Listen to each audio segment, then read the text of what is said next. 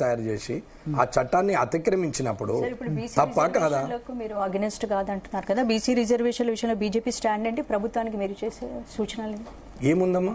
BC reservation కు రాష్ట్ర అధ్యక్షుడు చెప్పారు, అందరము ఓకే అన్నాం. నేను కూడా ఇప్పుడు నేను బీసీ రిజర్వేషన్ కి నేను వ్యతిరేకం అంటలేను. 56% ఉన్న బీసీలకు 56% ఇచ్చినా సరే నేను కాదని అంటలేను. కానీ 2% ఉన్న కులానికి కూడా 2% రిజర్వేషన్ ఇవ్వమంటున్నా. మరి అట్లయితే ఇప్పుడు మీ లాజిక్ ప్రకారం చూస్తే రెడ్డి ఎమ్మెల్యేలు 43 మంది ఉన్నారు, రేపు 10 మంది అవుతారు, మంచిదేగా. 33% అంటే ఆల్మోస్ట్ జనాభా రెడ్డి అయితే 33% లేదు కదా. నేనేమంటున్నా 10 మంది అవుతారు, మంచిదేగా అంటున్నా. తగ్గాలి కదా. అంటే ఓకే, అంటే రెడ్డిలకు కూడా ఎంత జనాభా ఉన్నారు అంత 17 లక్షల మంది రెడ్డిలు ఉన్నారు. ఆ రేషియోలో 17 లక్షలు అంటే బీసీలలో దర్జీలు ఉంటారు, మేరోళ్ళు ఉంటారు, మామూలుగా ఊరికి ఒక్కరు ఇద్దరే ఉంటారు. ఓవరాల్ గా చూస్తే వాళ్ళు ఒక 1% కూడా ఉండరు. వారికి ఒక సీట్ ఇవ్వచ్చు, ఏం తప్పలేదు.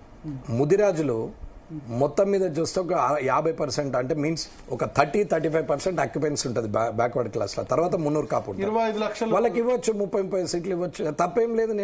నేనైతే ముదిరాజ్ ఎమ్మెల్యే ఒక్కళ్ళే రాష్ట్రం మొత్తంలో, వాకిట్ శ్రీయర్ ఒక్కడే గెలిచింది 119 మందిలో. కావచ్చు, గెలుపోవటంల గురించి నేను మాట్లాడతలే, అలొకేషన్ గురించి మాట్లాడుతున్నాను. గెలుపోవటంలు వాళ్ళ దైవాధీనం, ఆయన కష్టార్జితం, అది ఆయన తలరాత, దాన్ని ఎవరేం చేయలేం. నేను అనేది ఏంటంటే అవకాశం వస్తుంది కదా, దర్జీకి అవకాశం వస్తుంది, నాయి బ్రాహ్మణునికి అవకాశం వస్తుంది, అండ్ ఆర్యవైశ్యానికి అవకాశం, బ్రాహ్మడికి అవకాశం వస్తుంది. జనాభా ప్రకారం ఇస్తే తగ్గని రెడ్లకి తగ్గని 33% ఉన్నారు. నిజాయితీగానే మాట్లాడుతున్నారు కూడా కాదు, 119లో 44 అంటే దాదాపు 40% ఉన్నారు. నేనేమంటున్నానన్నా 60% ఉన్న సందర్భాలు కూడా ఉన్నాయి. నేను 6% రాని ఉన్నాయి, 6% రాని అంటున్నాను. నేను వద్దనేది ఏమి లేదు. కంబైన్డ్ ఆంధ్రప్రదేశ్ లిస్ట్ తీసుకోండి, ఒకసారి చూసుకోండి. కంబైన్డ్ ఆంధ్రప్రదేశ్ లిస్ట్ తీసుకుంటే ఎంతగానము ఉండి ఉంటుంది చూడండి, ఎంతమంది రెడ్డిలు ఉండి ఉంటారు చూడండి. నేను రెడ్డికి అనుకూలం కాదు, లేకపోతే ముదిరాజుకు వ్యతిరేకం కాదు, నేను బీసీకి వ్యతిరేకము, ఓసీకి అనుకూలం అని కాదు నేను మాట్లాడేది. ఫార్వర్డ్ క్లాస్కి ఏదైతే ఇవాళ ప్రభుత్వం చెప్తుందో మేము బీసీలకు న్యాయం చేయాలనుకుంటున్నాము, అందుకే మేము ఇది చేసినాము అని అంటున్నప్పుడు అందరికీ న్యాయం చేయమని అంటున్నాము. అందులో కూడా కులాల వారికి ఇవ్వమని అంటున్నా. నేను దర్జీ కూడా వచ్చేస్తాడు కదన్నా. సరే, నేను అన్న దాంట్లో లాజిక్ ఉంది, లాజిక్ ఉంది, అది ప్రజలు కూడా అర్థం చేసుకోవాలి, మీరు కూడా అర్థం చేసుకోవాలి. దర్జీకి ఒక సీట్ వస్తే రిజర్వేషన్ అయితే అందులో ఎవరు పోటీ చేస్తారు? అన్ని పార్టీల నుంచి దర్జీయే కదా, సమానంగానే ఉంటది కదా, గెలవచ్చు. కానీ ఓపెన్ కాంపిటీషన్ పెడితే ఒక దాంట్లో రెడ్డి వచ్చే, ఒక దగ్గర దర్జీ వచ్చే, ఒక దగ్గర మైనార్టీ వచ్చే, మళ్ళీ కుల వివక్ష తెచ్చి మళ్ళీ మొదలు పెట్టారు. కాబట్టి ఓపెన్ కాంపిటీషన్ లో ప్రాబ్లమే కదా. ఇప్పుడు ఉన్నది కూడా ఏంటంటే మరి బీసీ అంటే బీసీలో ఎవరైనా పోటీ చేయొచ్చు, 300 కాపీ చేయొచ్చు, అట్లా ఎందుకు ఉండాలి? వర్గీకరణ లేదు, ఏబిసిడి కూడా లేదు. అట్లా కుదరదు. అందులో కూడా అప్పర్ హ్యాండ్ ఉన్నోడి క్యాస్ట్ పెరిగిపోతే అంటే బీసీలో అప్పర్ హ్యాండ్ డామినేషన్ అవుతుంది. ఇప్పుడు అగ్రవర్ణాలలో రెడ్డిల డామినేషన్ లేదా? ఉంది కదా. అగ్రవర్ణం అంటే రెడ్డిలేనా? వెల్మన్ లేరా? బ్రాహ్మణ్ లేరా?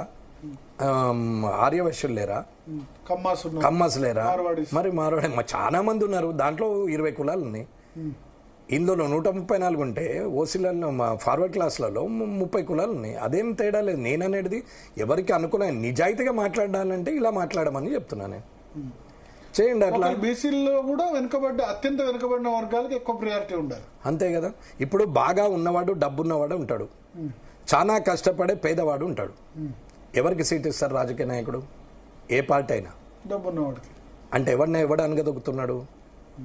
రాజకీయ పార్టీ వాళ్ళు అనగదొక్కుతున్నారు. రాజకీయ పార్టీ ఆ కులపోడిని ఉన్నోడు లేనోడిని అనగదొక్కుతున్నాడు. అందుకే నేను అనేది అన్నట్టు, ఏ కులం ఆ కులంకి ఇస్తే వాళ్ళ డబ్బు తీసుకుంది ఓటేయట్లేదు కదా అని తప్పు. నేనే నిదర్శనం దానికి. డబ్బు నేను ఇవ్వలేదే, ఒక మందు సీసా కూడా మంచలేదే, జనం ఓటేసిరే. ఇద్దరి ముందట నేను వెంట్రుకతో సమానం.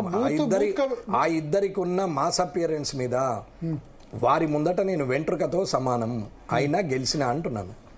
అది ప్రజల అభిమానం, అంతే. డబ్బు వంచలేదు, బూతుకు కాదు కదా, ఒక మనిషికి కాదు కదా, కనీసం భోజనం కూడా పెట్టలేదు. మీరు పోయి అడగండి ఎవరినన్నా, మీకేమున్నది? కార్యకర్తలు ఇళ్లలో తిరిగే చేశారు తప్ప వాళ్ళు ఎక్కడ కూడా ఏ ఊరోళ్ళు ఆ ఊర్లోనే పనిచేశారు తప్ప కారు వేసుకొని మండలం అంతా తిరిగేస్తా, నేను నియోజకవర్గం అంతా తిరిగేస్తా అని ఎవరు తిరగలేదు.